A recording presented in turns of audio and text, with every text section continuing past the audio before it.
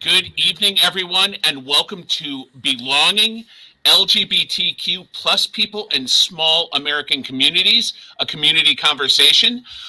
Thank you for joining us this evening. Before we dive into it, and we're pretty much just going to dive into it because there is a lot for these panelists to talk about that they want to discuss with the entire community. And just a couple of things. Just so you're aware, if you tuned in tonight to watch something like our Great Decisions lecture series, this is not it. This is not an academic dissertation. This is real people from the community who have stepped forward. They're not academics. They're not guest lecturers from anywhere. They're here to talk about their experiences. So that's what this evening is about. Nothing of a dissertation, purely about everyone's experiences.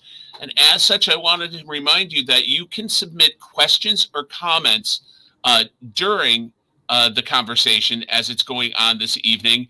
Hopefully we'll get to it this evening at the end of the presentation tonight. Now you just type them into either the comment section on Facebook or YouTube. And like I said, time permitting, we will get to them. Also with that in mind, just remember that we are talking about people and people's experiences. Not everyone approaches everything from exactly the same point of view. That's important to remember. So when you put your comments in, do so respectfully.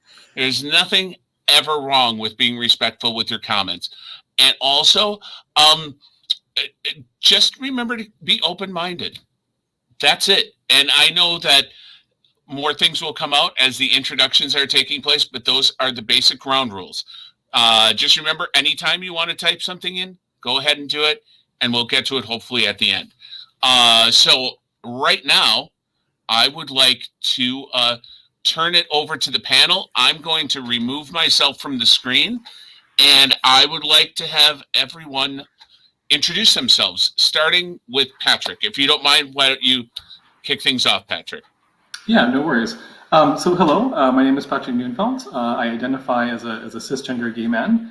My pronouns are he, him, and I am the current president of PFLAG Manitowoc County. Professionally, I've worked in higher education for over 15 years, and I moved to the Manitowoc area in 2012 with my husband, Greg. I grew up in a small rural community and came out during my sophomore year of high school. My first coming out experience was rather positive. I say first experience because often as LGBTQ people, we are always coming out, right? Or we're always having to decide whether or not we share certain aspects of our identity. I'm privileged to have a strong network of friends and supportive family, as well as family members who came out before me and really kind of paved the way for me to be who I am and to live authentically. I think it's really important for me to recognize or for us to recognize as well, that the experience that I just kind of identified is not the norm or is not one of the norms. That there are many LGBTQ youth, for example, who find themselves in unsafe environments when they speak their truth, when they come out. The Trevor Project, for example, identifies that as many as 40% of homeless youth identify as LGBTQ, and they find themselves homeless because of family rejection. Which I think is one of the reasons why the focus on support, education, awareness, and advocacy within PFLAG is particularly important. Thank you, Patrick. In no particular order, is there anyone who would like to introduce themselves to the people watching along tonight? If not, I'll just Megan. I'll go next. All right. Sure. My name is Megan, and my pronouns are she and they. I am a non-binary queer person. I am married to a cisgender man. We have 2 kids, 10 and 7, and my 7-year-old is trans. And I am also the vice president of PFLAG Manitowoc County. My child's transition is what brought me to PFLAG and kind of helped me to analyze my own feelings and my own identity. And so that was really valuable. So the past 4 years have been a lot of transitions. Yep. And I've lived in Manitowoc for 10 years now. That is all. Thank you, Megan. Yep. Who's next? All right, Jasmine, let me bring you up into the spotlight. Hello, I'm Jasmine Lammers, though a lot of people know me as Jamie Lammers. It's what I've been known by until recently. I'm going to be changing my name, though, legally. I go by the pronouns of she, her. I'm a transgender woman. I am married to a cisgender woman for the last 17 years. And I have 2 children who are supposedly cisgender daughters of 7 and 11. I currently work as a mental health provider, a counselor in Manitowoc, though I live in Sheboygan. And I specialize in gender and gender diversity in my counseling. I also am the owner of my own business, Transformative Services, where I provide trainings and consultations, mentoring services, and the like to anybody who needs it. Other than that, it's been about 7 years since I've started my transition to being the authentic person that I am today. And my journey continues, as you hear. I am filing paperwork tomorrow for legal name change. So there you go. Thank you, Jasmine. Carolyn, do you want to be next? I'd be happy to. Thank you. Hello, everyone. My name is Carolyn Lee.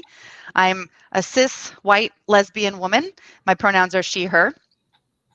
I'm also very open-minded, just like Tim was asking our audience to be very open-minded about straight people, so not to worry. My coming out story is a little more gradual. With some friends and colleagues in my early 20s, I began sort of informally I'm dating this woman now, so this is the way it's going to be. But I grew up very religious and in a very religious and conservative household, and so I had a lot of trepidation about what it would mean to formally, sort of officially come out to my family and what they would think of me. So that formal milestone happened much later in my life, which, to Patrick's point, it's all a process. I think the coming out process. So, day to day, and these days, I'm honored to be chair of the Sheboygan County LGBTQ Alliance, which is an organization that has many similar goals to PFLAG Manitowoc County, and look forward to being part of this conversation tonight. Thank you, Carolyn. Lex, I'm going to bring you up next. Mark and Sally seem to have disappeared, so hopefully they'll get back into it. But Lex, please, the screen is yours. Thank you. So I'm Reverend Lex Cade White. My pronouns are she, her, and hers in most spaces, and in queer spaces, my pronouns are they and them. I am a United Church of Christ minister, so I've always been relatively religious, and then I decided to make a career of it. So unlike Carolyn, I am not as open-minded about the heterosexual lifestyle choice. I do believe it is a sin, but I believe in loving the sinner, not the sin. So I pray for you as I pray for my parents and my sister who have given way to such lifestyles. So my wife and I live in Milwaukee. We used to live in Sheboygan. And I am a healthcare chaplain in particular, but I've been in ministry for over a decade, and I do DEI, diversity, equity, and inclusion work in the community. I'm also teaching a DEI certificate with UW Green Bay, and I cover topics such as race, gender, sexuality, ability, classism, etc. And I am gender variant, so I'm not cisgendered. I'm part of the transgender community, and I'm a lesbian. I think some people shared about their spouses. My spouse is cisgendered lesbian, and we are foster mothers. So we have lots of various blessings of children. And I think that is all. It sounds like I think I covered all the boxes that other people did. So that was my hope. Okay. Okay, great. Patrick, I'm going to bring you back. Hopefully, Mark and Sally will rejoin the conversation. I don't know where they went. They were here and then suddenly they were gone. But in the interim, until hopefully they join back in, you wanted to address the people watching tonight a little bit more about PFLAG and a little bit more about what they can expect for the evening. So I'm going to transition over to that and give you the screen. Perfect. Yeah. So as Tim said, welcome. This is our cover slide. So we'll go ahead and advance to the next. So a little bit more about PFLAG National, or PFLAG in general. So PFLAG is a national organization, and the mission is really to build on a foundation of loving families united with LGBTQ people and allies who support one another, and to educate ourselves and our communities to speak up as advocates until all hearts and minds respect, value, and affirm LGBTQ people. Really kind of a lofty goal in some respects, I think. However, that really is the true mission of PFLAG National. PFLAG was founded in 1973 by Jean Manford. Today, there's over 400 chapters and over 200,000 members. Talking a little bit more about PFLAG Manitowoc County, we are one of those chapters. So locally, PFLAG Manitowoc County is a diverse group of grandparents, parents, families, friends, and LGBTQ people. I do, understanding that Mark and Sally are not with us, technology is great, right? I do want to kind of identify Mark and Sally as one of our founding members. And PFLAG Manitowoc County founders really understood the reality of living in a world where acceptance could be wanting and safety could be precarious. We were founded in 2008 by local families, and as I mentioned before, we are then one of those national chapters, or one of those chapters. Locally, we really focus on support, education, awareness, and advocacy. With that being said, for tonight, we'll have some ground rules. So safe space, no judgment, right? We really honor the fact that each of us in attendance brings to the table specific lived experiences, cultural perspectives, and points of view. Our goal is to create a supportive learning environment where ideas, comments, and questions can be addressed and discussed with respect. Our intention is to educate ourselves and one another without judgment. So in doing that, we speak from the I. So we speak from our own experiences. We don't judge or moralize the thoughts and or experiences of others. We utilize I statements such as I feel or in my experience, avoiding statements that generalize or globalize experiences such as you should. We also respect others. So as you participate, take in new information without judgment, keep an open mind. Please utilize words and body language as well that is respectful of a respectful attitude. Open to new ideas. So being open to considering new information and incorporating those new ideas. You may hear ideas that are new or different. Discomfort is a common reaction to receiving new information, which is perfectly okay. Not assuming. So please treat everyone here as an individual. Yes, we did identify ourselves, right? But generally speaking, right, not making any assumptions about anyone's sexual orientation, gender, or gender identity is a pretty important ground rule.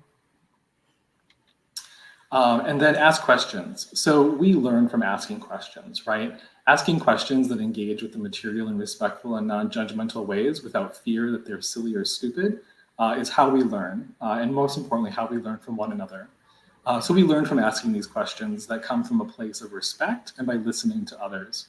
I always like to say that there is not a question that you can ask that will offend me, right? That's not a challenge. That's an invitation to have a conversation. And then this first slide, this slide and then the next two are actually resources that you can certainly kind of utilize to continue your education if you'd like. So we'll go ahead and advance then to the next slide.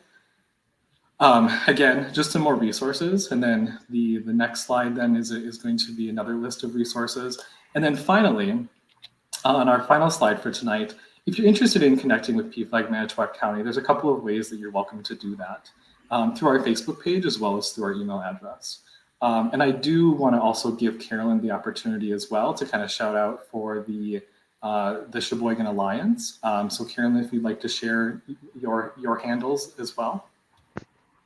Thanks for that, Patrick. I appreciate it. And I'll just briefly share nothing but our mission, just so that folks have a sense. As I said, there's a lot of shared goals between the Sheboygan County LGBTQ Alliance and PFLAG Manitowoc County. So the Alliance exists to raise awareness about the diversity of the LGBTQ plus community, to address the needs of that community, build solidarity and allyship within our community, and support action for intersectional justice in Sheboygan County. And we envision a community that is safe, welcoming, and informed.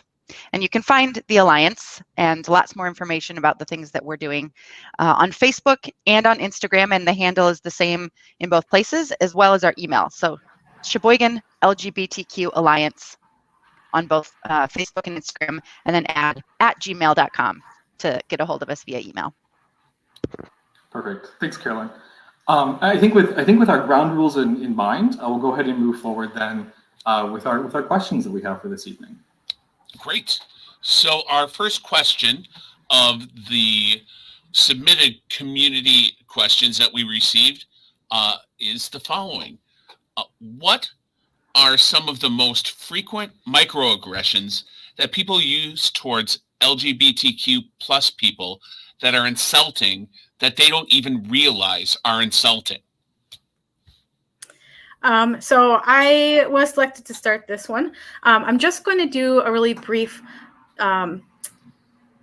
description of a microaggression, what they are, just to be clarifying. So a microaggression is an indirect, a subtle, or an unintentional discrimination against the members of a marginalized group.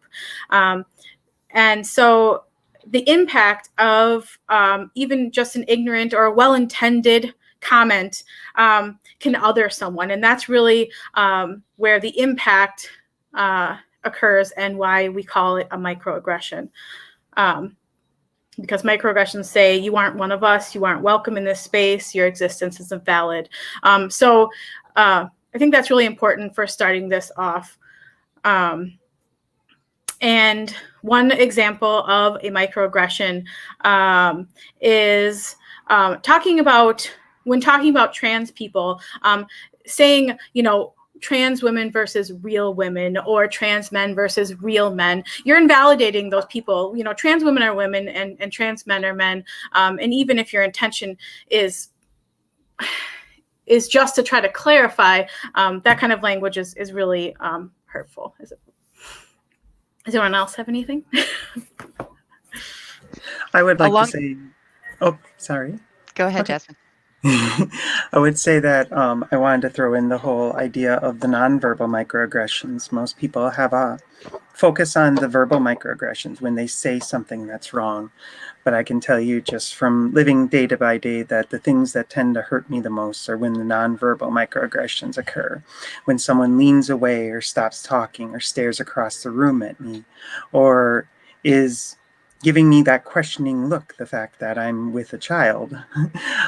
These things usually make me feel like I'm not a real human, that I'm something unusual, something that should be put up in some sort of sideshow instead of living a normal life. And these are very hurtful. Carolyn? Yeah, you said that really well, Jasmine. I was just going to add on that I think anytime the word normal is brought into a conversation, I cringe. A sort of not at all equivalent, but sort of funny parallels. We have a local food co-op in town, like locally run, right? Small,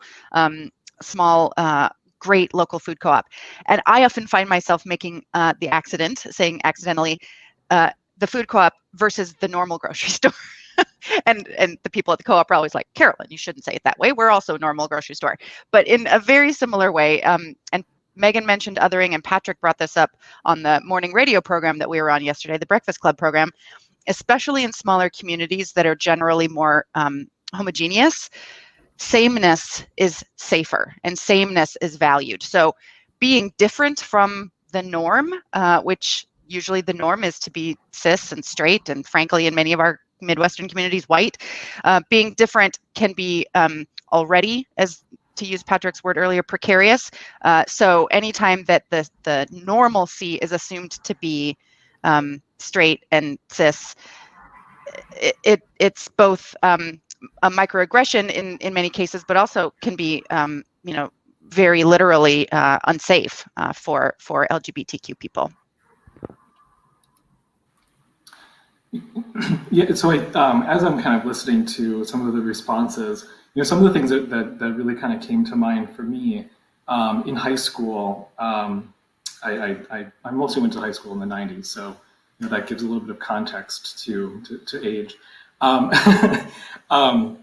But a phrase of "that's so gay" was very common during my high school years, and I think recognizing, number one, how hurtful that is, how damaging that is, right? That is a microaggression, right? Because we're utilizing an identity, we're utilizing a group of people to convey something or an emotion when we really should be utilizing a different word, right? And kind of calling something what it is versus utilizing a group of people to call something what maybe something should be, right? I think that can be. I think that's a good example of a microaggression. I also think about how microaggressions can kind of manifest themselves, right? They can either be those assaults, those insults, or those invalidations.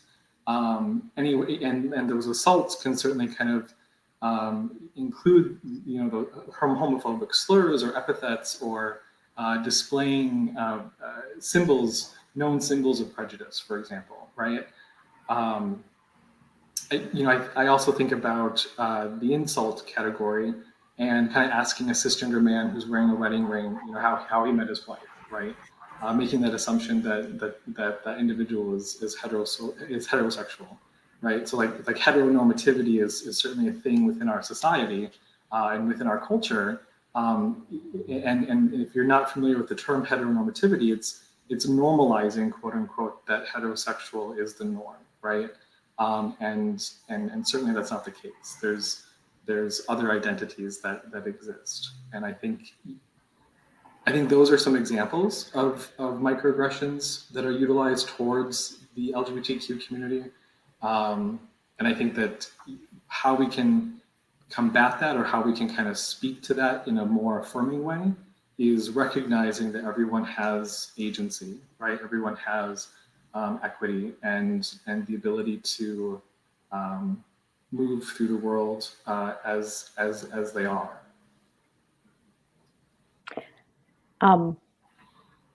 I'd like to just add to it. I forgot to come out as Black, so I'm Black. Brace yourselves. So I thought I should disclose that. I realized I had not. But yes, in fact, I am QT BIPOC. So one of the things that I've gotten, and I've lived in the South, in DC and Boston, and as well as Wisconsin for the past 6 or 7 years now. And one of my favorite one is when people say, "But you don't look like a lesbian. You could be so pretty. Are you sure you haven't met the right man?" As well as the invasive questions about, "Well, how are you going to have kids?" And I don't ask my heterosis friends, "When did you tell them about the night that you guys made that child?" Like, what are you guys doing tonight? You guys making a baby? How's that going to go?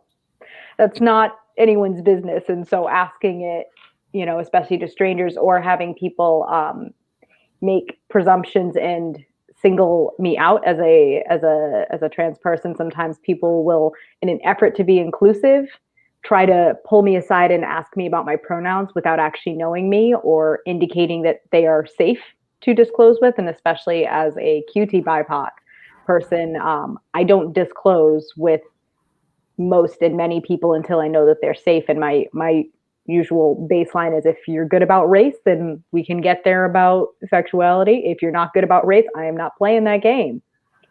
I'm both too old, too young, and I don't want to have to smite somebody. I do work for God, so I got connections, and I will use them. So yes. Well, I like to think that maybe you used one of those connections to bring Mark and Sally back into the conversation. Because it was a literal connection that came through exactly when you mentioned it. So, if I may, if we can just go back, Mark and Sally, we unfortunately lost you for a while. Could you introduce yourselves to everyone? Sure. I'm Mark, and I'm a retired landscape architect, and this is my wife, Sally. And our story really begins when our youngest son, Brad, was 20 years old, and he came out to us as gay. And we were, I guess you could say we were totally uneducated. And we did know we loved our son. This didn't change anything about that. And we trusted him. And this was in the early 90s. I don't know if This Mark was 30 mentioned years that. ago. So things were quite different then, before internet. Yeah. Yeah. And this is my wife, Sally. Well, and Sally and I am a retired teacher. And I will say after Brad came out to us then as parents and other family members too, I'm sure, we needed to create a safe space for ourselves. And so we came out to family members and to good friends and got a lot of good support and good feedback that way. I was part of a book discussion group that had been going on for about a dozen years at that point. And they decided that the next month they would read one of the books that our son had recommended to us. So wasn't that nice support? And it's been a really good journey, for us. But after this journey, we realized that we wanted to share some of the things that we had learned from it. And that's where we heard about PFLAG. And PFLAG has been a wonderful vehicle, both for sharing and for getting to know a whole group of new and wonderful people. We started PFLAG in Manitowoc County back in 2008.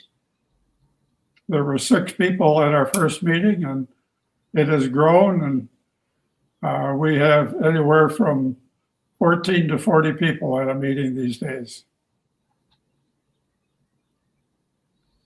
Awesome. Thank you so much. I'm glad that technology decided to cooperate and you could join the conversation again. And you arrived just in time for our second submitted question. So welcome. And I'm just going to push you into the pool right away. So here we go. Our second question is, what are the most common issues impacting the LGBTQ plus community that an ally would be able to help with in regards to safety and inclusion? So I think when I think about the most common issues impacting the LGBTQ community, I think many of those issues really center around access, whether that is access to healthcare or affordable housing, and as the question identifies, access to safe, welcoming, and inclusive environments in general. I think that the reality is that the same issues impacting the LGBTQ community are very similar issues that are impacting all marginalized communities, and really, I think, all humans in many respects. When I also think about what my needs are, I need a doctor that is knowledgeable about my health needs, right? I need housing options that are not going to discriminate against me for being gay. I need an employer who includes sexual orientation, gender identity, and gender expression in their non-discrimination policies. But more important, exercise their policies in practice. In my mind, these are the foundations of what the LGBTQ community really truly needs. Again, those are foundations, right? In which I think we can build off of. I think it's most important for allies really to listen, to hear, and advocate alongside of the LGBTQ community in achieving these needs, to create a safer, more inclusive environment where we all can live without fear.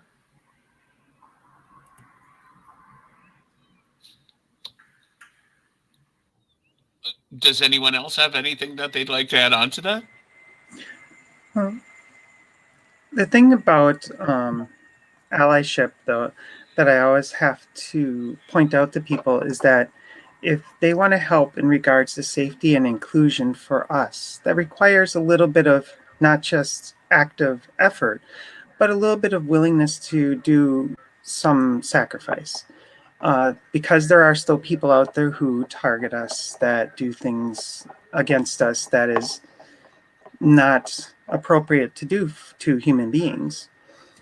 Sometimes to be an ally, you have to go and stand up to these types of people on our behalf without standing up as an ally to try and proactively or reactively stop this type of thing.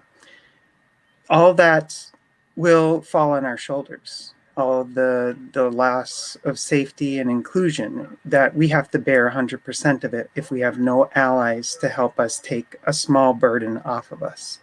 So every ally that we have that takes a small burden off of us will reduce how much damage, how much problems that we will have to face ourselves, because you get a choice as an ally if you want to help or not. I don't get a choice. Well, that's really good what you've been saying. And I'm thinking of one story I heard a while ago. A married couple, two women, one of them having some health issues, so she was not able to work. And the other working woman, the wife, was hoping and feeling really a lot of stress that her insurance, her health insurance, would be covering her wife's illness. And the boss at the office wasn't sure for a while if that was going to be the case. And so a lot of stress, and that stress that straight allies can't even relate to, you know? So I think that's just an example of one of the stressors that people run into. And it could have been more than a stressor. I mean, it could have been disaster for them without medical care. Thank you for, Carolyn, is it okay? Okay. Go ahead. Thank you for sharing that. I think what I would add is, I think we need more communities of faith to come out as being inclusive. There are very, very frequently loud religious voices. And so one of the things I try to encourage my clergy colleagues and other parishioners of various faith traditions to do is that if you feel in your heart the ability to include the LGBTQ plus community, then you need to say that and speak that into the world, because that helps create a safer space. Some of us are religiously yoked. We all have spirits. And so however we believe in engaging them, we do need those supports, and we need to know that the communities are out there. Just by saying that you aren't actively doing anything against a community is not the same thing as saying explicitly that you are here for a community. So I think coming out as allies, especially in religious and worshiping communities, the other thing I would say that allies should do to help create a safer environment and more inclusion is to educate yourselves. There are so many resources within your library, within your workplace, within the internet, etc., that are out there. Take a course, read a book. Don't rely purely on the few gays that you know to tell you all the stuff of gay wonder, or the few trans or non-gender normative people that you know to give you that information. The best that you can do one of the best things that you can do, I think, as an ally, in addition to working as an accomplice and collaborating with members of the LGBTQ plus community, is to educate yourself so that you learn more so you can do better. I agree with what you're saying. And Sally and I, when we first learned that our son was gay, we made the decision that we were going to share this with not only our family, but with our friends, as Sally said. a bit of it was for selfish reasons. We didn't want to be in a situation where somebody said something that really hurt, and that we then would have to say, well, I have a problem with that because my son is gay. What really did happen was, I would say almost all of our friends and certainly all of our family and extended family were very receptive and understanding. Some of them needed a little time to process it. But I think part of what we see is, if you can put a face on gay, lesbian, trans, all of these things, it takes away a lot of the mystique. And I think the more people we can have speaking out there in public and putting a face on this, a good face, is going to do a lot of help. It's going to help all of us. Mark, I'll build on what you're sharing. I think that's right. You know, advertisers will tell you that it's true that visibility and repetition breeds both familiarity and affinity, usually for something, and that's the same with people, right? The more you encounter people who are different from you, the less strange they seem to you, and the less problematic your responses to them may be. You just get better, right, at dealing with differences the more you are able to deal with them. So I think one great thing, to your point, Mark, that allies can do is to help normalize all kinds of things about the LGBTQ community. You know, if your friends sort of whisper the word trans or whatever, like don't let that happen. Say things clearly, and don't be shy about talking about queer lives or queer issues, and don't sort of shy away from or contribute to any sense of shame that folks may be displaying, right? You can normalize that there is no shame in queer identities and queer lives. A lot of great points have been made. One other very concrete suggestion I would make, that allies, especially people who have any sort of role in which you're asking queer LGBTQ plus people to do something for your corporation, your business, your organization, your church, your whatever, is to pay them. Could you flesh that out a little bit more? I mean, people's time and experience are valuable, right? And especially, and at the theme of today's conversation around the experience of LGBTQ people in small communities, most of the people on this panel probably can attest to being asked to do this kind of thing a lot.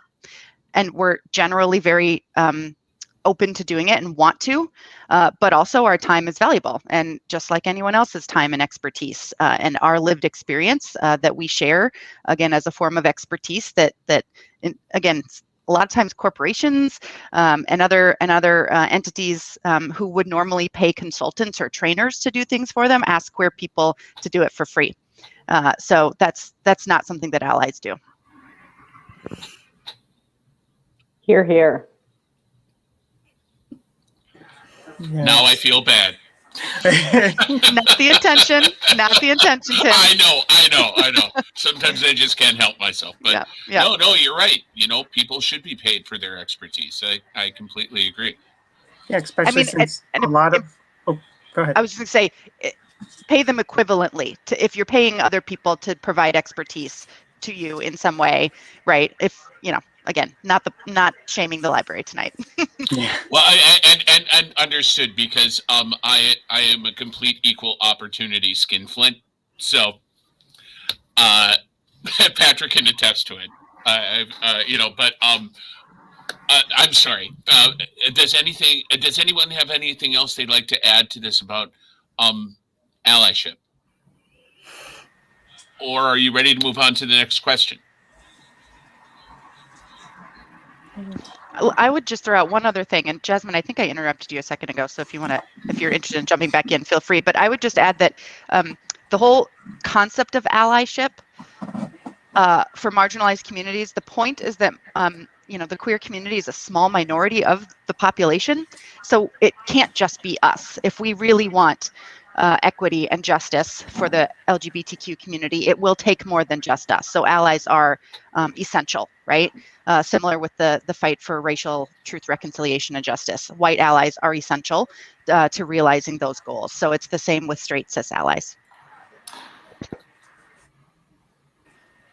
I guess it's a little past what you already said, but I was just going to throw 2 cents into the whole like pay thing you're talking about. I was going to point out, usually it's more than just our lived experiences we're providing too for us who do it for a living. We put a lot of time and a lot of our own money into making sure we understand what we're talking about, what we are giving to the person that we're helping. And so it's not just like us doing something for free. Mm-hmm.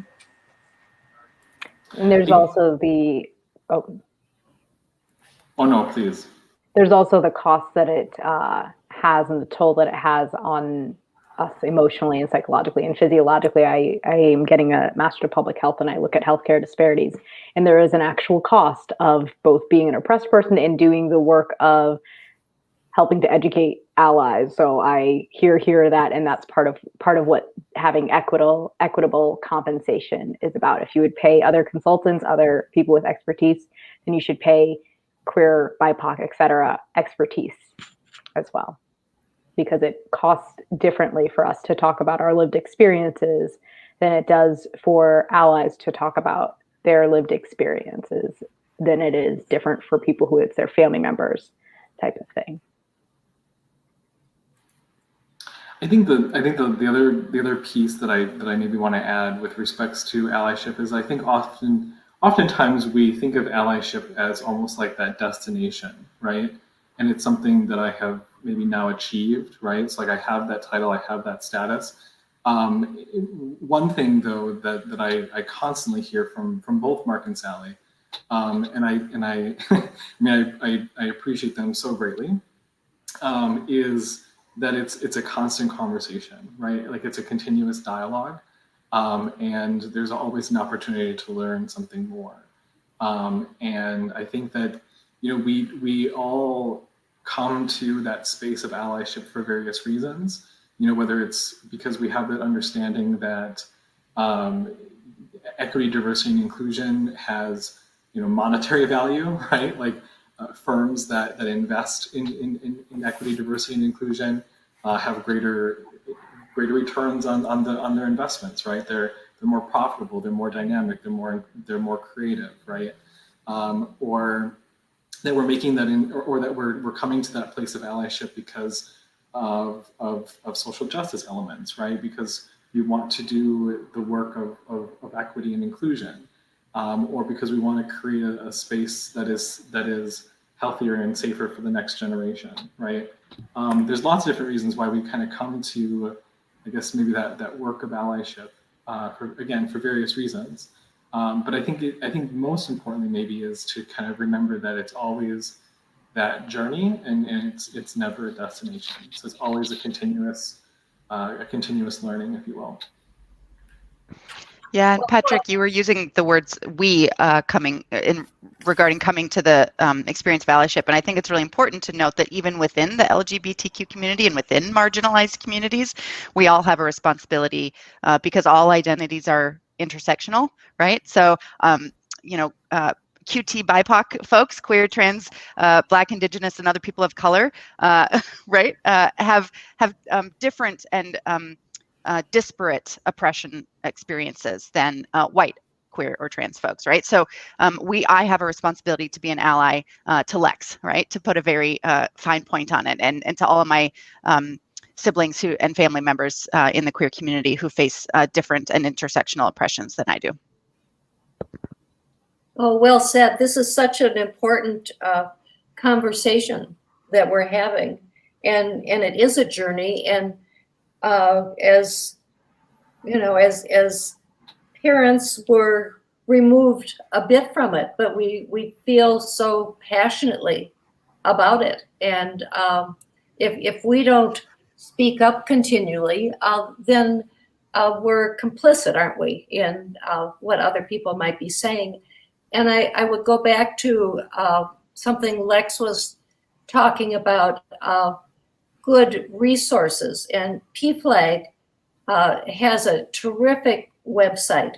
If you just Google PFLAG, they have just a wealth of information and a lot of information about being an ally, and ally in a way that's comfortable for whoever you are, and you can grow in that allyship to differing levels. And so it really can fit just about everybody out there. So I would encourage our audience to Google PFLAG and check out what it has to say about allies and look at some of the other information they have. It's just an amazing website. Excellent. I think that really wraps that question up nicely, and I'm going to move on to the next one, as it is a completely different topic. If any, can you discuss common work, school, and/or organizational policies that negatively impact the LGBTQ plus community and how we can change them to be more inclusive? And really, even though it's a wrap up, I would say this is more of an extension of the last question in a way, because we were talking before about individual allies. Now we moved on to group allyship in a way. It's all of the stuff we have already just talked about still applies. Really, any sort of work, school, or organization should be following the same guidelines, just at a greater scale and at a smaller scale in a way as well. One of the big things about most organizations is that they tend to have the 1 month a year that they show the support, and 11 months of the year that we seem to be forgotten in a way. They'll also have it where they will put a policy in place, but then never do anything with it, never enforce it, never follow through with it. Or they will do a one and done training, 1 hour of training of LGBTQ to a couple of people, and then, yeah, the box is checked. They're not going to touch it again. They think that they're good. This is a journey that is, as it was said before about allyship, there is no such thing as the goal has been reached. It's constantly evolving, and we have to constantly evolve with it. And that's the same with work, school, and organizations. One of the biggest things I think that is bothersome of most work, school, and organizations is that they make decisions without consulting the people who the decisions are actually causing a change or trying to help or things like that. So quite often you will have white, cis, straight, male, middle-aged individuals sitting around a table making decisions for BIPOC individuals and trans individuals and sexually diverse individuals and women and young and old. Where's the voices? The voices seem to be missing most of the time when we look for them. So really, it's hard to give an individual policy. You should do this. You shouldn't do that. It's more of a structure of how do you make these policies? How do you enforce these policies? And how do you evolve and continue to make sure that they do what they're supposed to do? That is the bigger question, I say, than the individual policy of this is the magic pill. Everybody else? Can anybody give an example of where that's been done well? I'd love to know about that. Well, I guess I could give an example of, I've been working a lot through the alliance with Kohler Company and my co-chair on the Business and Employment Subcommittee, David Pittner, and he's part of Kohler Company and represents Kohler Company on our alliance. And the sad thing is he's the only business that is representing, well, actually I shouldn't say that. Rockline has Charm. Sorry. Charm, if you're watching, I'm very sorry for forgetting you. But yeah, we have 2 businesses that are being represented on our Business Employment Subcommittee out of hundreds that are in Sheboygan County. And this is not an unusual thing. So Kohler wants to make sure that they're doing it right. So they made a BRG, which is a business resource group that's specifically for LGBTQ people, and also different ones for different minority and diverse statuses. And then they use these individuals, these groups, to run the policies by, to ask them their opinion, to say, where are we missing something? Because of that, the BRG at Kohler was able to point out to them, you have no actual representation in your advertisements. All we see is the same people over and over. There's no diversity of the people. And because of this, Kohler ran for the very first time just a while back. The first trans model was in one of their TV advertisements, which I thought was beautiful. It's how often do you see that? It is not something you see very much. They went and revamped their whole system to make sure that a person's actual name is showing up, so that when their names are brought up, rather than their what sometimes is referred to as dead name or legal name, which is the name that they no longer go by. My legal name is James, but if you notice, I haven't said it until now because it's not my name anymore, and it won't be, hopefully, in a month at all. These are things that they wouldn't have thought about without actually talking to individuals who were from that minority status, and those BRGs are a great example of. And schools have them too. GSAs, organizations can have them too. GSAs are gender and sexuality alliances, used to be called gay straight alliances, but to be more inclusive, they switched it around a bit. They can make the resources of having the people there, and then they can use those people to evolve the place itself. It's a feedback cycle. So how would a business start raising their awareness and in doing things better? How would they start?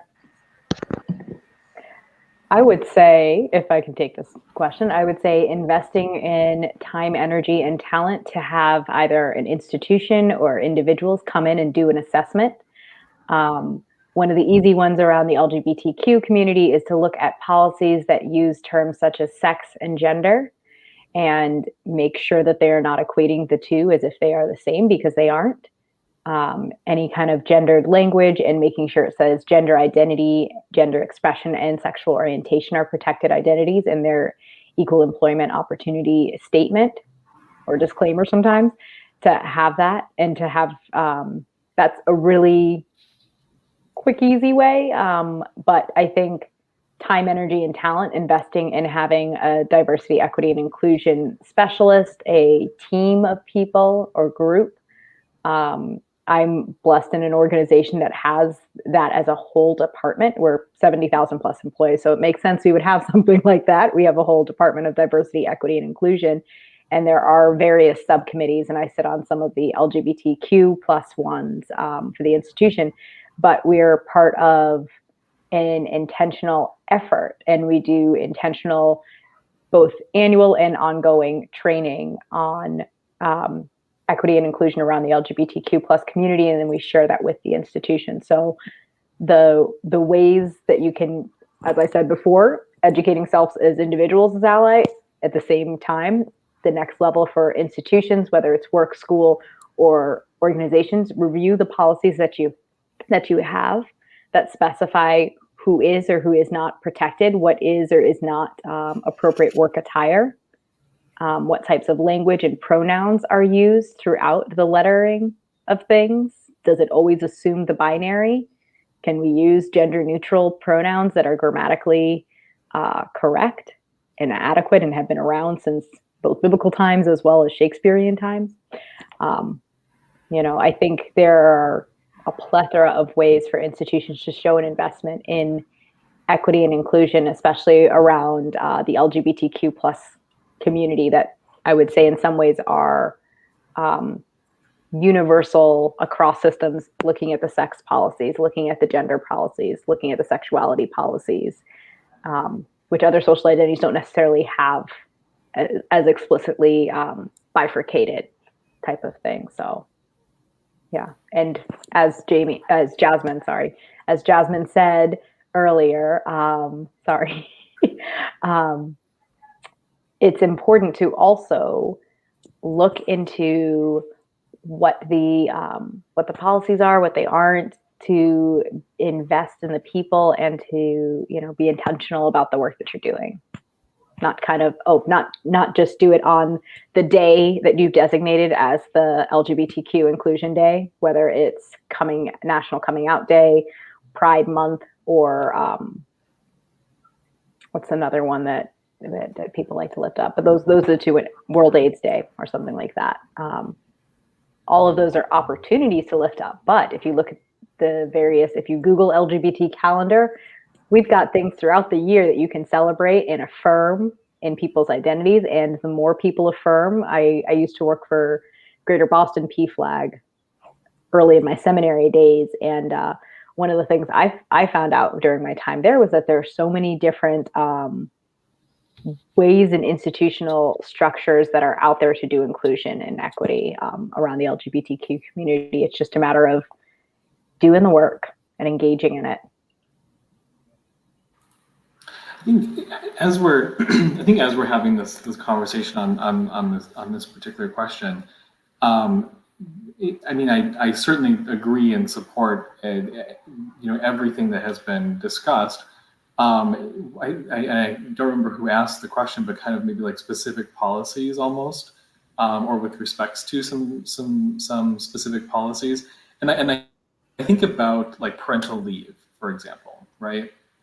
I think first having equitable practices surrounding adoptive versus non-adoptive parenting needs, and secondly, I think even kind of looking at we oftentimes we think of maternity leave, or it's referred to as maternity leave, right? And really forgetting about paternity leave, and I think really kind of focusing more so on parental leave. And what does that, what does parental leave look like as a best practice overall? Earlier, I think Sally, you had mentioned PFLAG National's resources, and in thinking about what Jasmine had mentioned with respects to organizations, there's a really great resource that PFLAG National has out on their publications page. And that's regarding safer schools. And it's a really great resource that speaks specifically to anti-bullying in K-12 environments. I don't want to put Megan on the spot, but I was wondering, Megan, if you could kind of speak to, I think with respects to kind of like that K-12 environment, and I think what some of those necessities I think really kind of are. I think that one of the number one most important things in regards to schools is simple literacy, like to LGBTQ literacy.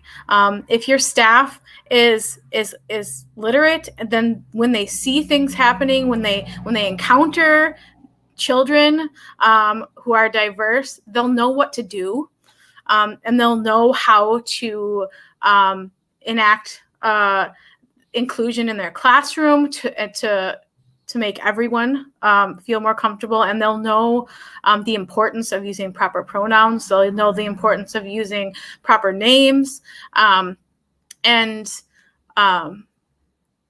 I think that the same policies apply to schools.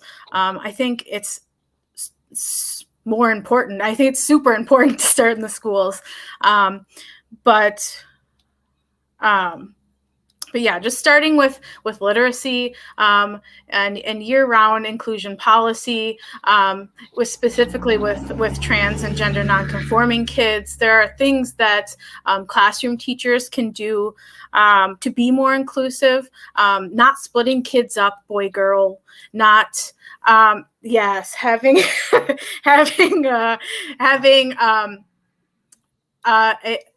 for trans kids not have to use the nurse's bathroom.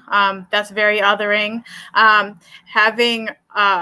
Making sure that the name of the trans child is their chosen name versus their legal name, or whatever, if there's a discrepancy, making sure that you're respecting that child's name by having that on all of your classroom things. If you're a teacher and you have to go on leave and there's a substitute teacher, and that substitute teacher has a standard roster printed off somewhere, and you don't take the time to make sure that that sub knows, then that kid's going to be outed. That kid's going to feel othered.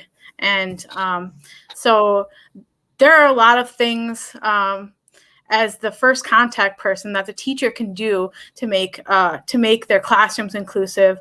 And having blanket policies and education is something that schools can do to make sure that every classroom has those policies.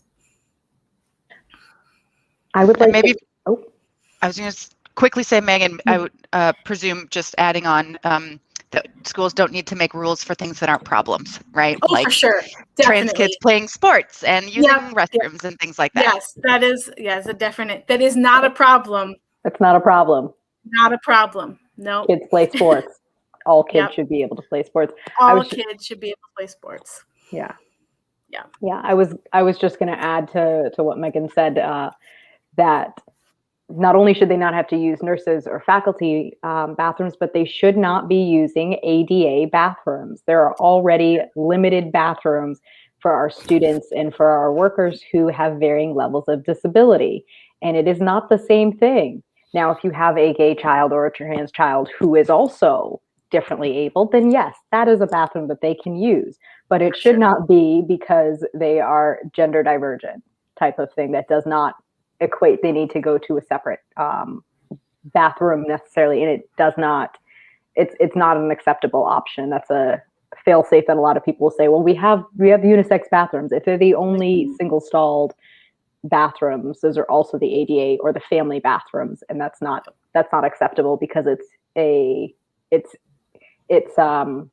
switching who you're oppressing and really oppressing both because you're equating them as the same. And again, if somebody has that intersecting identity, if it's a family with varying levels of ability and they're trans, then bravo, you've hit the trifecta of inclusion. That is their bathroom in so many ways.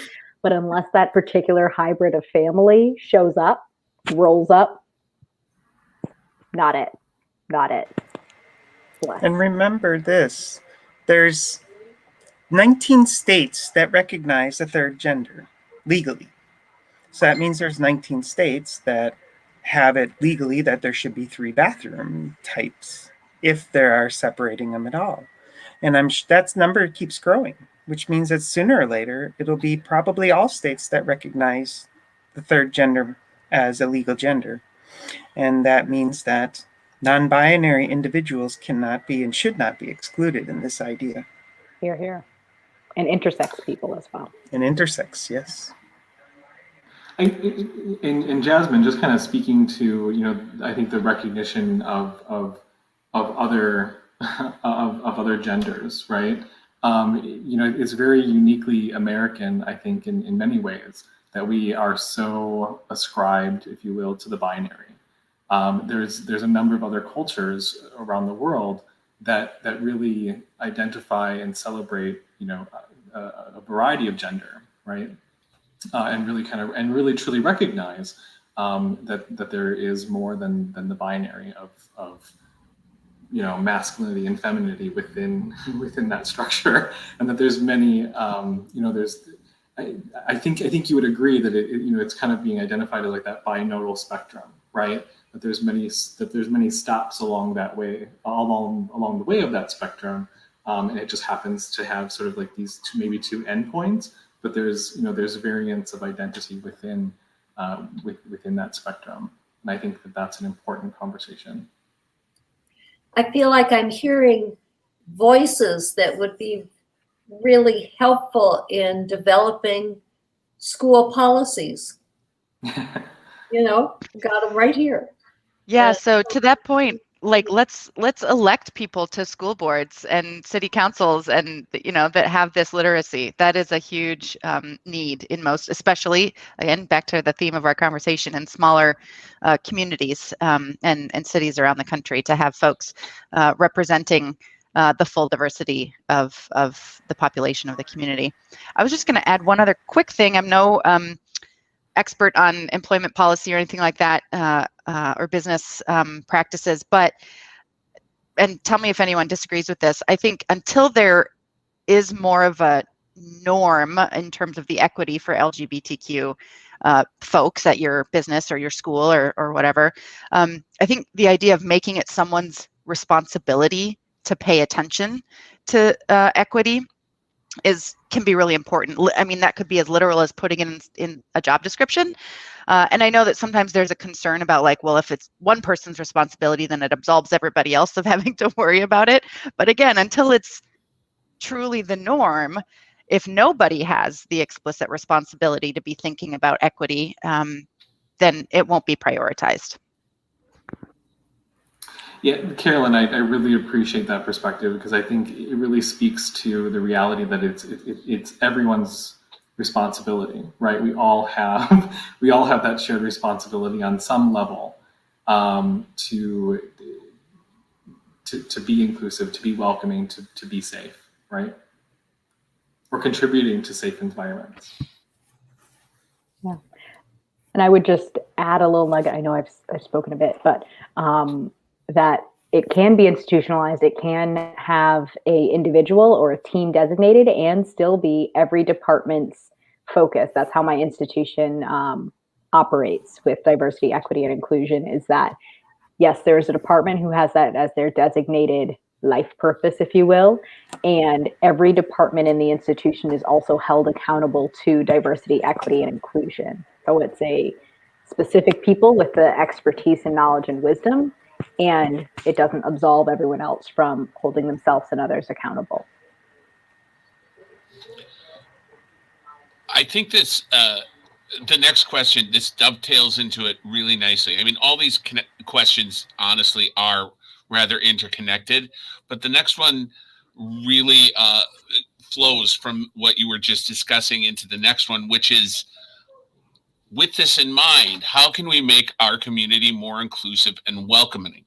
What can we do to foster more conversations like this? And I guess I would add on to this, how do you take it from beyond the conversations into practice, into something that is actually more concrete than just talking? Lex, since you had the floor before, why not just keep going? I was going to say, I think that's the question I had. It may have been, yes. Baby is going to sleep, so there's a bit of kerfuffle in the background, but bask in it. Children happen. Okay. So how can, 1 second. Momming, it is a verb. All right. So how can a community be more inclusive and welcoming in general? Educating itself both about that which is other and privilege, knowing about what heteronormativity is, heterosexuality, learning about what cisgendered privilege is, learning about the nuances of misogyny and transmisogyny and transmisogynoir, all good terms to Google.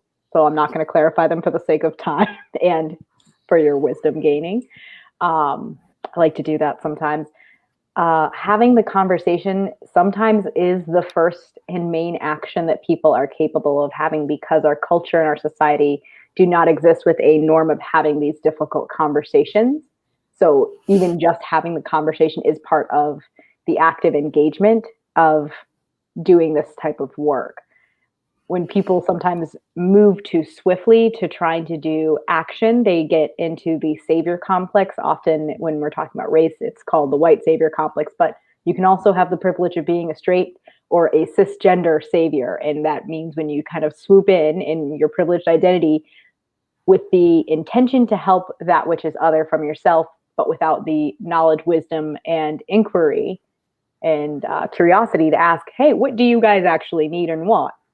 You know, because slapping a rainbow on it doesn't mean you've done anything for the gay community. Marriage equality is great, but if we can't see our loved one in the hospital, or if we get a divorce and can't properly go through assets, that's a problem. If we can't visit our children or take them to take them to receive medical care or something like that, that's a problem. So all of those things need to still be considered, and having conversations about that is a big step. So admitting that you don't know what you don't know, sometimes even trying it out and letting yourself stumble and being honest that I'm going to probably stumble because I don't know what I'm talking about. I'm still trying to discover it. That's, one of the things I've been saying this Pride Month in various circles and trainings that I do is that not having having the conversation in and of itself will not kill you. It will not take you out. Nothing bad's going to bad things could theoretically happen, but you will not, in fact, die or be swallowed up from the universe. Or if you believe in a higher power, or unicorns, as some people like to think of them as, either or is fine. The unicorn's not going to eat you. The big unicorn upstairs, because that's how gay God is. Yes, you're welcome. The other aspect is, if you don't have these conversations, if you don't do this work, especially as it pertains to the LGBTQ plus community, people are dying. People are dying in our healthcare system because they aren't using it, because we aren't as inclusive as we could, should, would be. People are dying in our homes, in our schools, and in our workplaces because they can't be who and how they are safely, because they are being harassed and bullied, and all of those things deteriorate our physiological and our mental health. And so not having the conversation is killing people. So have the conversation. You will survive. Lex, I appreciate everything you just said, and I think the only thing I have to maybe add to that is, I think that there sometimes is such fear of having a conversation. I think sometimes there is such fear in having a discussion and dialogue that somehow having this conversation is going to ruin the fabric of society as we know it, right? And I just cannot. I just don't understand how that's a truth that is believed, right? Having a conversation of how we can be more welcoming, more inclusive, and I think more understanding of one other human from a human to human perspective is not divisive. Is in fact the opposite of divisive, right? It's giving someone the opportunity to tell them about themselves, or to tell you about themselves, right? It's having a greater understanding of another human being sitting across from you, right? Or occupying time and space with you. That that in of itself is unifying, and it's a really kind of a beautiful thing. It's not something to be feared. It's not something to be. It's not something to be feared. This echoes something that you said, Patrick, and that is, and we find this very true, sharing your story can be very powerful, and people who are listening to it can't say you're wrong. It's your story. We've had the opportunity at our church to have many discussion groups that some of them touch on sexuality. And to be able to tell your story and not be afraid to tell your story really gets the point across. And I would say it wins hearts and minds.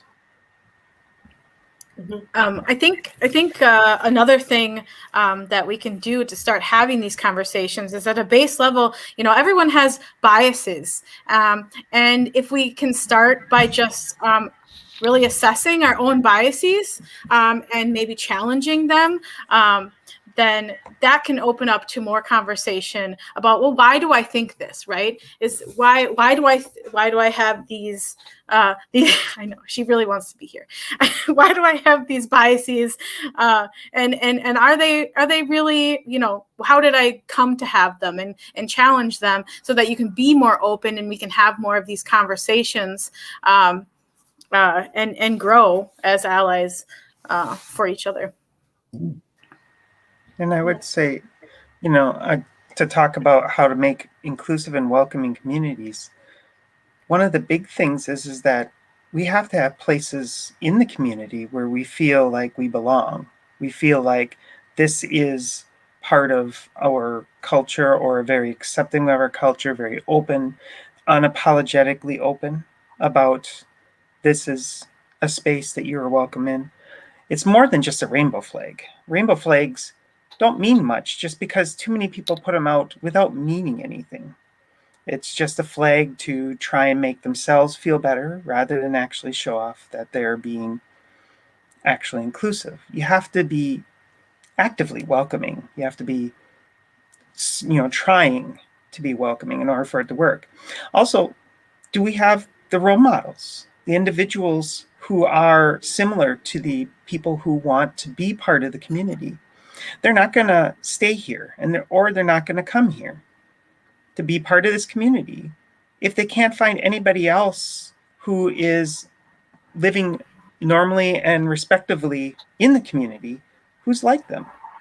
How would that ever make you want to be in a place if you are not seeing anybody who's similar to you out and about and on the papers, in the courthouse or the city, the city's government sources and stuff like that?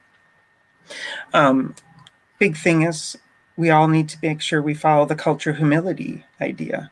That is, that we won't be able to ever understand it. We'll move forward, not trying to avoid making a mistake, but apologizing and correcting those mistakes when they are found. This is very important, because without culture of humility, unknown unknowns stay unknown unknowns. It's really the known unknowns that are going to make a change, not the known knowns.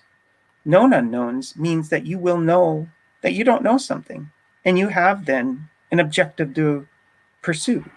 And that's how life learning is really about. Learning learning what your unknown unknowns are and make them your known unknowns. I think that's another way to say too, we don't know what we don't know, right? So Jasmine, and as you're kind of speaking, I was really kind of thinking back to the questions that we've had thus far this evening, and I think even this question kind of harkens back to many of those other questions in so many other ways as well, because when I think about when I, for example, was maybe applying to positions or looking at companies or corporations, or even like cities in which I would potentially live, right? Research is really important, right? Looking at those policies and those practices, and looking at that culture, I think overall is particularly important. And if there are not elements within like a non-discrimination policy, for example, I have a pretty clear understanding of what that company or what that organization is really about or not about. In some of the trainings that PFLAG Manitowoc County has done for a number of local businesses, there's always a conversation that really centers around, how do we become more inclusive? How can we, hire more diverse talent, for example? And I think, number one, that's a great question, right? And it's a complex answer. Number two, you really have to not only identify this is who we are and what we do, but you have to actually do it, right? That's a pretty important step to, I know, Lex, right? Like, mind blown. You have to actually do what you say you're doing, or you have to actually do what you intend to do. And I think, Jasmine, as you mentioned, there's a number of businesses and organizations that are doing that, and those are really great examples. Those are, I think that those businesses and organizations are ones to be sort of pointed to and say, here's how they did that successfully. But even I think about municipalities as well. And so the Human Rights Campaign has a really great municipal scorecard, for example, right? So that's a really great way for municipalities in particular to kind of assess themselves, to kind of do that self-assessment, to kind of self-analyze and really ask some of the meaningful questions of, here's where we at. How can we do better? The last kind of thought that I maybe have on this question is, questioning or challenging something doesn't mean that you don't support it, right? It means that you understand that there's perhaps that there's perhaps more work to do, right? Because I think sometimes I hear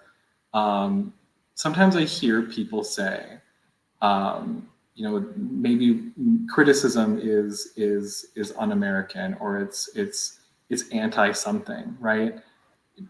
I would argue the opposite, right?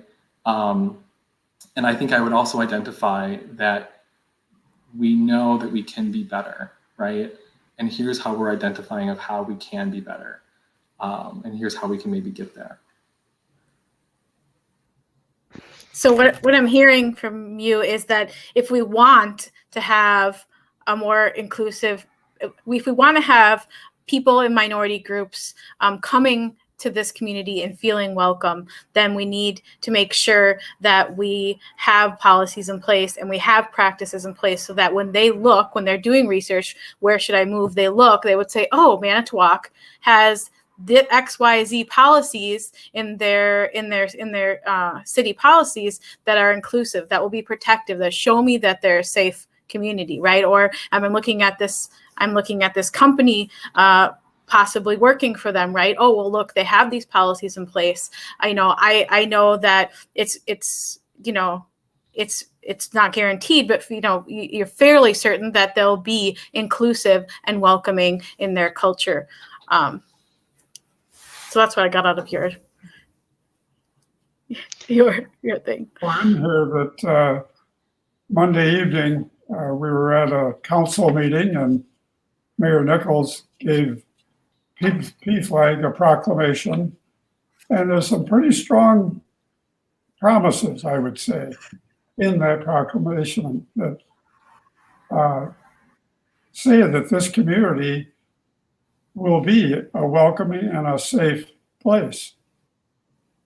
So I think there is, I don't know if you call it a groundswell, but there's certainly a movement afoot.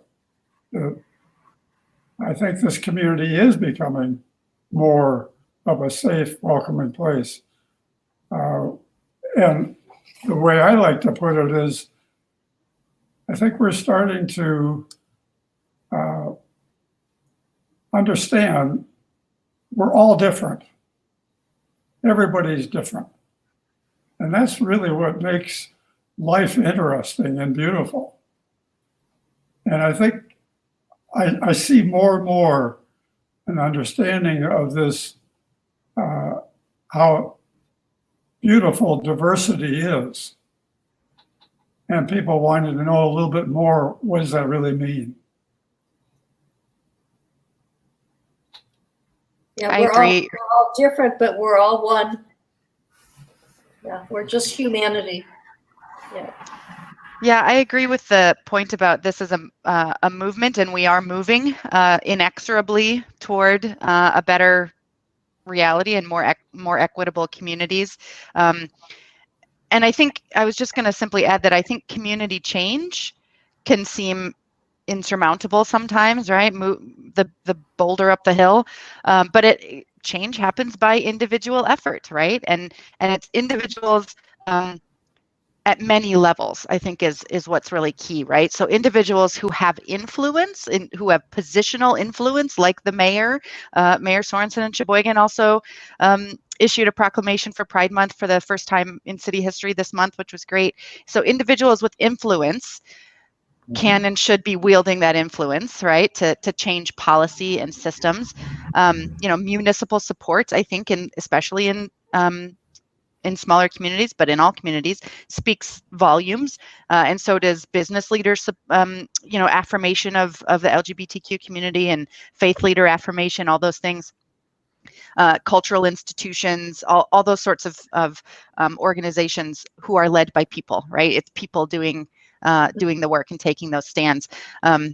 to the point made earlier, I just heard somebody else recently talking about, do you want to hire more diverse employees? Hire more diverse employees. Just hire them. Hire them. You have to hire them, right? Yeah. Sometimes it's very, very simple. And it's about, getting through the excuses that we make. And then I would also just add that, again, around how to join the conversation, how to make communities more inclusive. Just speaking from the Sheboygan County LGBTQ Alliance perspective, our goals are about community change, and so we're trying to do that on many fronts, right? So we've got events. We just held our virtual Pride celebration a couple weeks ago, and we'll jump back into planning mode to think about 2022 probably before very long. We've got outreach and sort of specific targeted efforts with businesses and local organizations, and sort of strategic partnerships that we're building. We have efforts to push for governmental, municipal and county policy changes. We're coordinating a countywide resource guide, right? So we need lots of people to help with that and help identify resources that affirm LGBTQ people. Creating an oral history and queer archive for our community, right? There's so many things that can influence community change, and it can't just be only in one lane. So there's tons of ways for people to get involved in making this sort of work happen. Join a coalition, build a coalition, just do the work, right? I think we're privileged to have every day that we have, and so we don't want to waste that time. I think this is segueing really pretty naturally into the final question that we had submitted earlier on. So I'm just going to move right into it because it seems to be going in this direction anyhow. And this is, both parts of these questions. First, are straight people welcome to join PFLAG? And as you were saying, Carolyn, how can I get involved in my community? It was moving in this direction, so I thought I would just give it a gentle nudge. Well, I'll start with the first part of that question. Are straight people welcome to join PFLAG? Sally and I are straight people, and we have been more than welcomed at PFLAG. And I think we talked earlier about how important allies are for this movement. And that's a key way that we can get more straight people as our allies. Get them involved in PFLAG. I think one of the real strengths of our PFLAG chapter is that we have a balance of, all along, we've had a balance of straight and LGBTQ plus people at the organization. And at PFLAG meetings, each time we come together, we create this safe space where people can be honest with each other, and we can learn from each other, and we give support to each other and some education. We get into advocacy, but in these safe spaces, it's more mostly support and some education. And a person can come to the meeting and have a particular issue, and if we have a very diverse membership around the table, then there's always somebody there who says, oh, I remember, this is what I did in this similar situation. This is what worked for me. This isn't what worked for me. But so the diverse voices are really important. There's nothing, you can go to a website and you can learn that way. But there's nothing, as Mark was saying, like listening to somebody's story in that safe space. And it's a really wonderful way to learn. As people come to us, it's at PFLAG, it's important that everybody understand that they are all part of making that space safe, and that we don't allow anybody to make it unsafe. The library will be closing in 30 minutes. All public computers will automatically shut down at 7:45. If you need assistance, please ask library staff at this time. Thank you. You're welcome. She sounds like she really means business. Well, the library's got to close when the library's got to close. So You guys have to get home, right? Yeah. exactly. But Anyway. But we still have some time. We still have time. Please continue to add on to what you were saying. I would add one more thing, and this is a little aside. It says, how can I get involved in my community? You hear quite a bit of conversation around, well, this is such a small community. It's pretty scary out there. You're really putting yourself up front. Before living here, we worked and lived in the Chicago area. And yes, when you're in a big city, you can hide. You don't have to take a stand. But the beauty of a small community is, and we have seen this, you can get things done. It's like making making a train go around a corner. If it's a long train, it's a really tough thing. But in a small community like this, you can get things done, and fairly rapidly. And I would just point to the PFLAG chapter. I am still, every time we gather, I'm just amazed at how that has taken off and how it has changed lives. There's no question about it. We look forward to the time when it isn't needed. And I think there will come a time, but we're not there yet. That's our goal. We're not there yet. And if there's and PFLAG is great because, it's an organization that has a lot of backing and understanding and resource. But if you have a place that doesn't have something like that, or if it isn't meeting all the needs, it's okay to find another resource or make it even. In Sheboygan County, we didn't have a very good organization for our LGBTQ community, so we just made one. Alliance is here and thriving now because that's what we did. We met our needs by making the resources that we didn't have originally. And we have to all, well, thank Carolyn. She's the one who keeps us living. So I would want to thank her for that one. And we're so glad for you. We're so proud of you for having done that. Well, and Manitowoc can do the same. I mean, it just was 4 of us that set it up. It wasn't there was no business backing us up. There was no big conglomerate there was no pre-made idea. We made it up. 4 of us sitting around a table. 3 of us on this call right now. Yeah. Yep. So yeah, Lex, Carolyn, myself, and Kate. That's all it took, and it lit and it started. And there are lots of ways to do it, and as many different ways as maybe there are people, But you knew how to do it when you came together, and that's beautiful. I mean, we're figuring it out, right? We're figuring it out as we go. And one of the things that I always like to say, it's a priority for the Alliance. To the question specifically, are straight people, welcome to join PFLAG? It's something that we like to make sure that we address with the Alliance too. We prioritize queer leadership. So we want people who are in position, like our officers of our organization and our committees, to be led by queer people. But we also welcome and need straight allies to help get the work done and help it realize our goals, right? So it's a very tangible way. If there are queer-led organizations in your community, it's a very tangible way to be an ally and help make the community change happen, is to join those organizations as a straight ally and supporter, and someone who's willing to roll up their sleeves. Yeah. And even up in Green Bay, they have a Northeast Wisconsin LGBTQ roundtable, which is just organizations getting together to talk about how they can help each other to better the community and the individuals who are LGBTQ and the individuals who are not LGBTQ in the community, basically. So that one, again, wasn't made out of some preconceived thing. It was just some people who decided this would be a good thing to do. So if you want to do something in the community, There are examples, but you can make up your own too.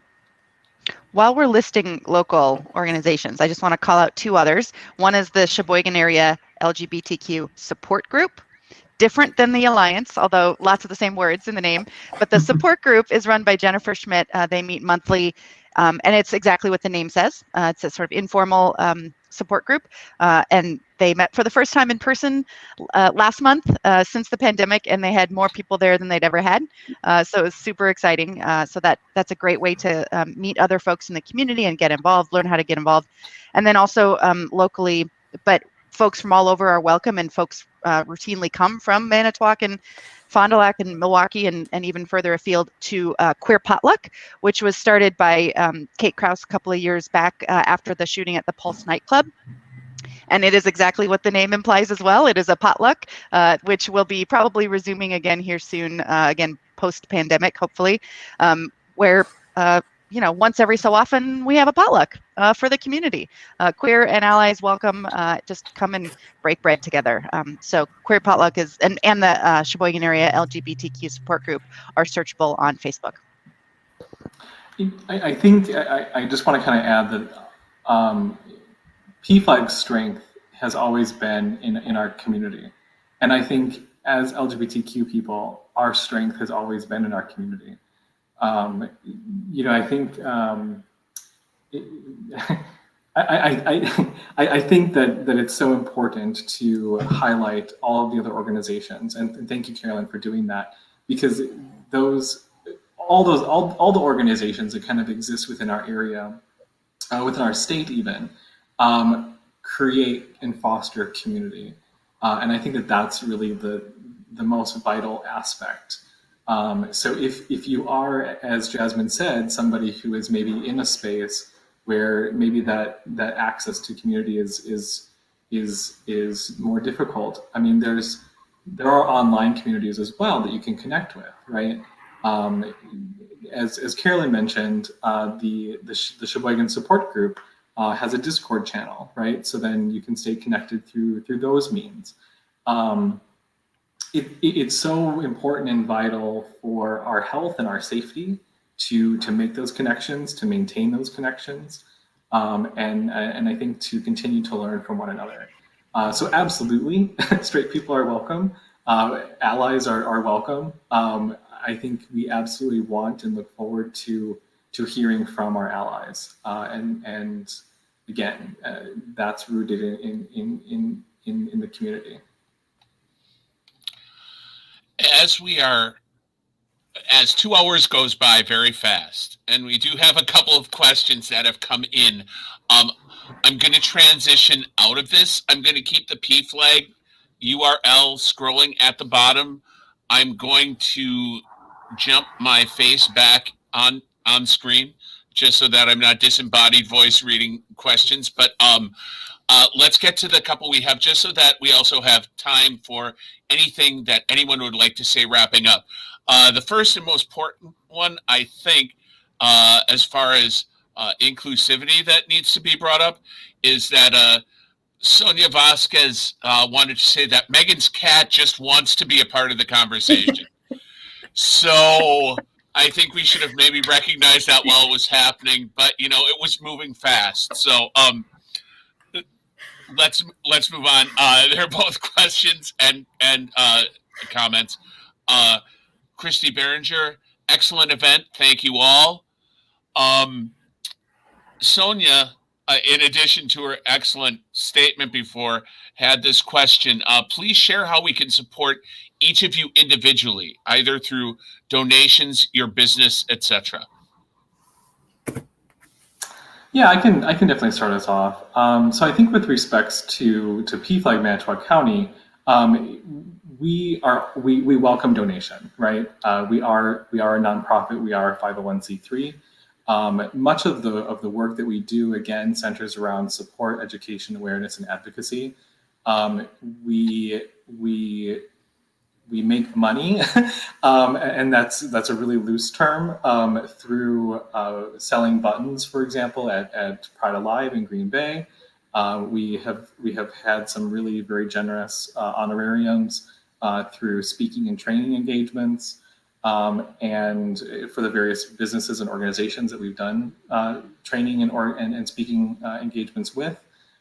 So we, our funds are our funds are not enormous by any means, but we of course welcome donations, because what we do with that income is we really put that back into the community by either purchasing resources that we then make available for free within our local community, and through other mechanisms, other ways. So again, we always welcome donations. You're welcome to connect with us directly, whether that's through Facebook or through our email, and we can certainly connect if you're looking to make a donation. And please, Carolyn, do make a plug for the Alliance as well.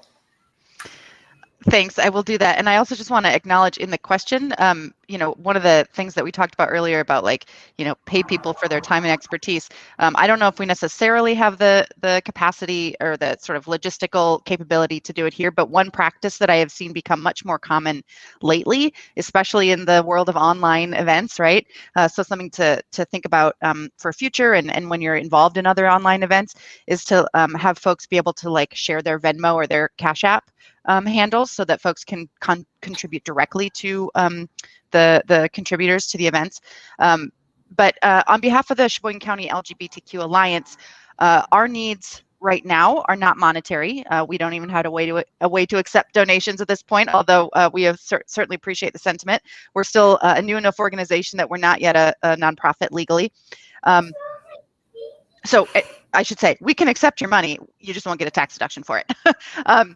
The needs that we really have are people who have time and the inclination to, as I said, sort of roll up their sleeves and be an active volunteer with our organization. And then also helping to raise awareness about the Alliance. Again, we're very new, and so sharing our content on either Facebook or Instagram is a big help. And we really appreciate all of the amplification that we can get. Do you have a Facebook page? Yep, you just search, it's just Sheboygan LGBTQ Alliance. And do you have a web page by any chance? We don't have a web page yet. We don't even have that. We have Facebook, Instagram, and email. All right. And it's all the same, Sheboygan LGBTQ Alliance. And email is @gmail.com. Search on all those platforms according to that. Okay. And as one of the co-chairs of one of the subcommittees of the Alliance, because our Alliance has subcommittees that actually are like our action committees, the ones who try and get the ideas going, their focus in specific areas. I'm a co-chair of the business and employment one. And I can tell you, we definitely need in those action committees, people helping, especially, the places that actually matter, the subcommittees of government and social services. We need other places that actually are part of those to be part of it, to be able to lend their weight, their experience, and their capabilities. Healthcare and education subcommittee needs those. And business and employment, we need businesses and employers to actually step up and say, yeah, we want to join this. These are important things to do. I would say for my private business, we'll start with the Sherman Counseling, I guess. I am one of 2 fully affirmed, fully out transgender people that I know of in the state, and I've been looking, who is fully licensed as a mental health provider. And I have people coming from across the entire state trying to see me because they want to see somebody who can understand them at a basic level. And I am swamped. If anybody who is out there who is gender diverse or transgender and wants a career, I could point you in the direction of counseling, and you will never have a not busy day in your life. It is definitely something that's needed. I feel overwhelmed in that one. The second one, transformative services. Again, it's hard to find people who are willing to go into a business and sit down and talk the consultation, talk about the training, provide that guidance to be able to do a lot of these things that I really do. And I have actually companies that come from out of state to come talk to me about wanting I do some EAP services too, wanting to give their employees some assistance, LGBTQ employees, wanting to get some consultation from an expert, and they can't find it. They cannot find this. I am this one single person in this business that I made just to have a platform to help my community. And within a month, I was already overwhelmed. It is one of those that donations are great, but people willing to do this work are even greater. Awesome. Lex, anything that you wanted to bring up specifically? One quick point on Oh. how you can support each of us individually. I would just have meaningful and kind conversations with your families, with your friends, and within your organizations.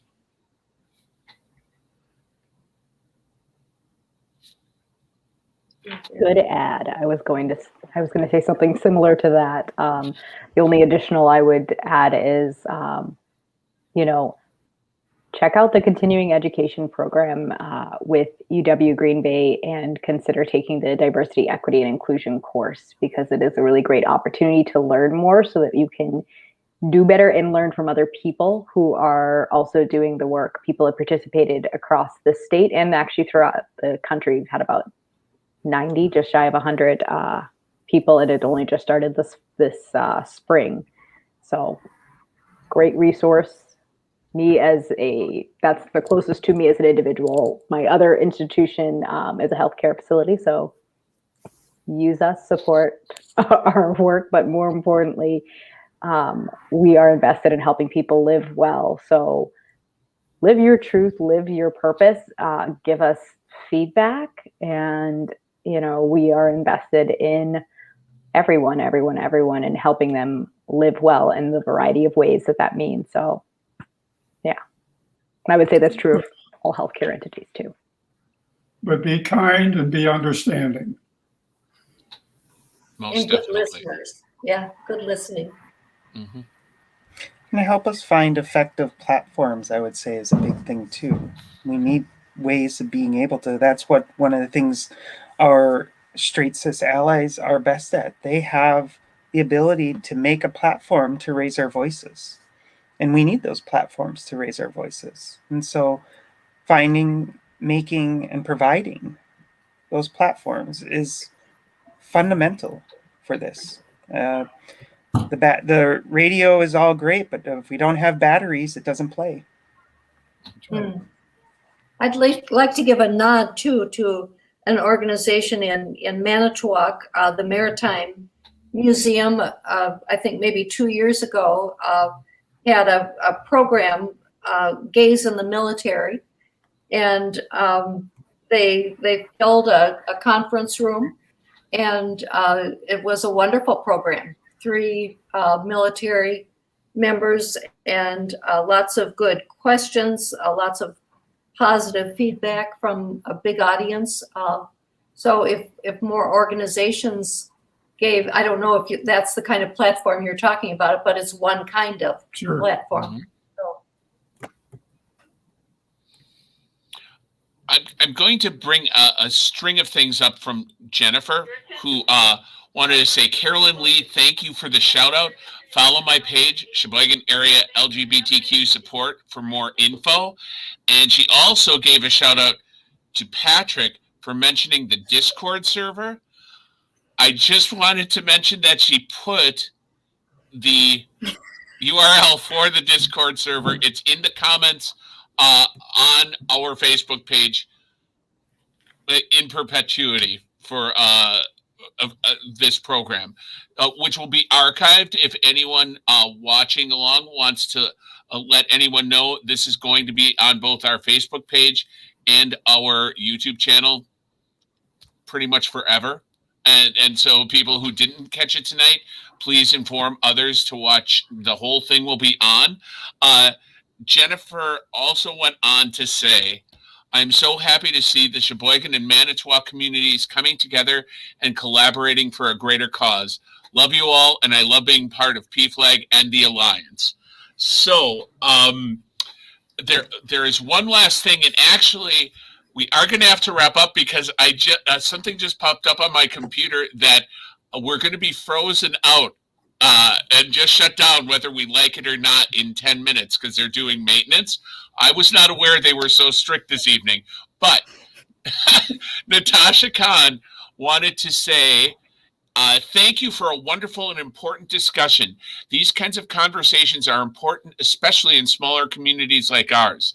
Will the resources shown earlier be available to share? And I just wanted to let this scroll for a second. This is my email address at the library. Should anyone want a copy of the PowerPoint that Patrick showed earlier that had those 3 great resource pages on it, just email me at the address scrolling, tgadzinski@manitowoc.org, and I will send that to you. If not today, in the very near future, since apparently technology is working against me and it's about down to 8 minutes. So, Patrick, not to rush things along, but I want to get everyone in. Patrick, you said you wanted to make some closing comments. Yeah, so I think Jennifer said it best. This was, I think, a really wonderful event tonight, and as Carolyn often calls us, her friends to the north, Carolyn, Lex, Jasmine, are friends to the south, right? Manitowoc and Sheboygan, I think, are sister communities in so many ways. And I think we have such opportunity to continue collaborations like this together, hopefully. So I really want to just kind of maybe reiterate that. I also really want to say a huge thank you to you, the viewers, for viewing and engaging in our conversation tonight. Thank you to all of our panelists for sharing their truths with us tonight, for having the conversations with us, for engaging in this meaningful discussion and dialogue. Of course, a thank you to Tim for facilitating our conversation. And of course, a thank you to the Manitowoc Public Library for hosting us. I think, as was already said tonight, having these conversations in smaller communities is almost at times a courageous conversation, right? And the more that we can have them, the more we understand one another, and the more unified we are within a community. So thank you very much. Thank you, Tim, and thanks to the library. Thanks, everybody. Wow, it's just been great spending this time with each of you. Thank you so much. Definitely, you're welcome. And I'm sorry to kind of rush things and wrap things up. That's not my style at all. I definitely like to continue the conversation. I just wanted to give a huge thank you to Patrick for organizing such an amazing panel. You guys were fantastic, as the 2 hours just flew by. I hated to move you on from each question because there was a wealth of information, and also I not just that. I wanted to bring up something that Mark said earlier, that he said sharing your story is very powerful, and not being afraid to tell your story is very powerful. And I wanted to thank all of you for that, for sharing with us, for not being afraid, for being forthcoming. Conversations like this are so very important. And I can't tell you how honored I am to be a part of it. Just to facilitate it has been a wonderful thing. So thank you all so much. I appreciate it personally. I know the library appreciates it. I loved having you here tonight. And I am very sorry to have to rush you off the way I am. Let me see. There was one more comment that came up at the end, and it's from Sonia. I will bring that up because it's very nice. Thank you all and MPL for this panel. That sums it up nicely. Thank you so much for being here. It was a very fast 2 hours. Have a great night, everyone. Good night from everyone on the panel at Manitowoc Public Library. Have a great night, everyone.